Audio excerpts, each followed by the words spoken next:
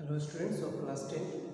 Today we are going to learn the next topic of chapter first, and the topic is a speaker. Okay. So who is a speaker and how is he elected? This topic can be divided into different questions. Okay. So the first question is who is a speaker and how is he elected?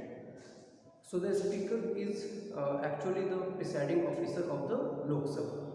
Okay, how is he elected? So he is elected by the members present by a majority vote. Yes, uh, before the voting, the ruling party actually nominates its member for contesting the election of a speaker. Okay, so we can say here that usually the speaker belongs to the ruling party. Yes, and ruling party also discuss with other parties, and then it decides that who is going to be a speaker of the Lok Sabha. Yes, so after nomination, just voting take place by the members present. Yes, and by the majority he just gets elected. Yes, next question is that what is the tenure of the speaker? So generally the Lok Sabha runs for 5 years term, so the speaker term is also 5 years. Yes, but in case of dissolution, that we have learnt in previous topics, that what is dissolution. So before completing the term of the house, the Lok Sabha can be dissolved or is dissolved before 5 years. Yes, and at that time the speaker does not quit.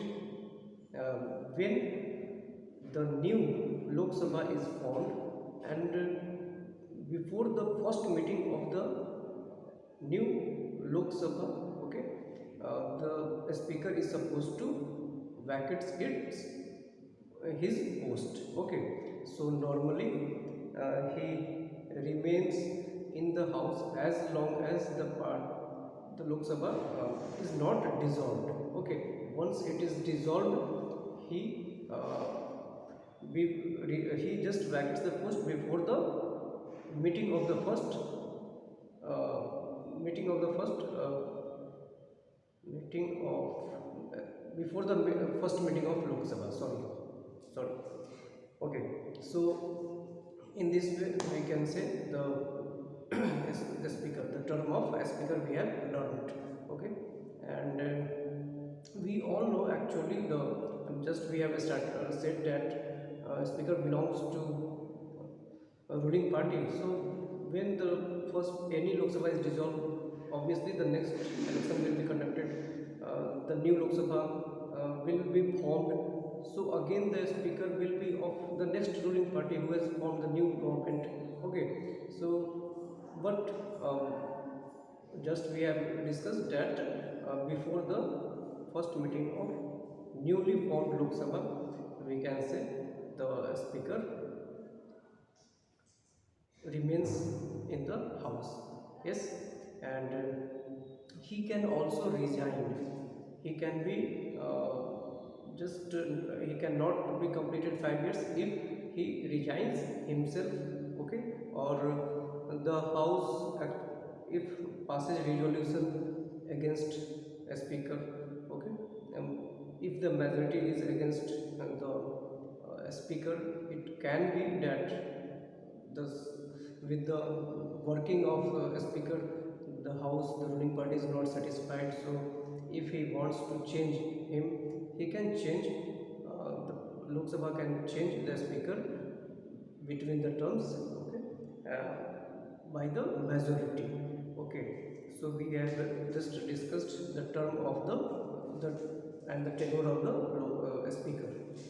besides speaker there is provision of a deputy speaker in the Lok Sabha, because in the absence of speaker, uh, the deputy speaker will just presides the house. Okay, next, powers and roles of a speaker. In this, there are many powers and functions roles, but these three are very important. The first one is the speaker decides a bill, whether it is a money bill or an ordinary bill. Actually, there are two kinds of bill. Apart from money bill, all bills are considered as ordinary bill. Okay, so a speaker decides whether a bill is money bill or ordinary bill. Next, the speaker just holds the joint sitting. The speaker just remains the president while the joint sitting is being conducted. Okay, so when the joint session is called, suppose a bill has passed from Lok Sabha, but when it goes into Rajya Sabha and there it is problem that the Rajya Sabha is not willing to pass it. Okay, so in the case of dispute between Lok Sabha and Rajya Sabha, a joint session is called. Yes, and in that joint session, the speaker just remains the president, the presiding officer of. We can say he also is the presiding officer of the joint session. Yes, he tries to just resolve the issue. So it is very important. Next, voting right in case of tie. Suppose on any issue, a voting is being conducted, and if there is tie, okay, in that case, the speaker is allowed to cast his vote. Yes, and this is the role, the power of a speaker. Besides these three, there are many other different roles, like the speaker presides over the proceeding of the house. Okay, next, the speaker decides that when and which member shall address the house. Yes, and for how long, it is also just controlled by a speaker. Next, the speaker also decides that which question has to be allowed and which question has not to be allowed. Yes, next, all bills require the signature of the speaker before just they are sent to the president. Okay, so president gives the final approval, but before him, the speaker is supposed to sign over the bill, and then it goes to the president. So it is also very important. The speaker interprets the rules of the house, and okay, rules it means that he tells to the house that in which way, what are the rules.